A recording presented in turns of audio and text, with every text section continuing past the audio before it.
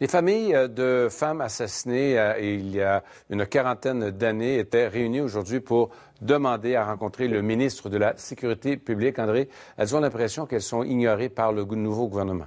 Oui, Michel, c'est pas la première fois qu'on parle de ces femmes, effectivement. Donc, 8 femmes qui ont été assassinées entre 1975 et 1981. Les familles sont représentées par l'avocat Marc Bellemare, lui-même un ancien ministre de la Justice. Des demandes avaient déjà été formulées à l'endroit de l'ancien gouvernement libéral, du ministre de la Sécurité publique de l'époque, Martin Coiteux, et les familles n'ont jamais réussi à rencontrer le ministre. Donc, aujourd'hui, on veut rencontrer Geneviève Guilbeault, donc la titulaire de la Sécurité publique, qui est aussi vice-première ministre. En fait, les demandes sont assez précises.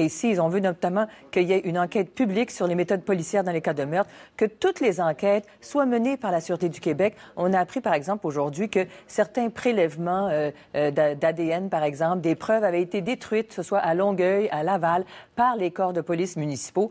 On veut aussi que les familles aient accès, donc, soient informées de l'enquête et aient accès au dossier complet. Les familles qu'on a rencontrées aujourd'hui, c'est des gens qui disent que le temps n'a pas apaisé la douleur. En fait, les événements, les meurtres de leurs proches, c'est comme si c'était hier. Je vous invite à écouter 2 des personnes qui étaient là.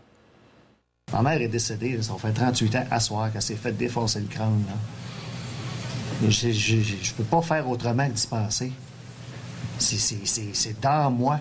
Puis j'essaye de m'exprimer au niveau du gouvernement, puis on me dit non, on n'est pas intéressé à vous écouter. C'est frustrant. La ministre Guilbeault fait des sourires à la caméra, mais elle n'agit pas. On ne nous entend pas. C'est inacceptable et indigne de son poste. Madame Guilbeault, cessez de nous ignorer. Nous voulons simplement être entendus, nous les familles. Michel, je vais vous dire aussi que ces familles interpellent le premier ministre François Legault, bien sûr. Vous savez qu'il disait en campagne électorale qu'il dirigerait un gouvernement à l'écoute des citoyens, qui était là au service de la population. Alors donc, les familles avaient un message pour M. Legault aussi. Si c'est pas Mme Guilbeault qui va nous rencontrer, ça devrait être le premier ministre. Merci, André. Je vous en prie.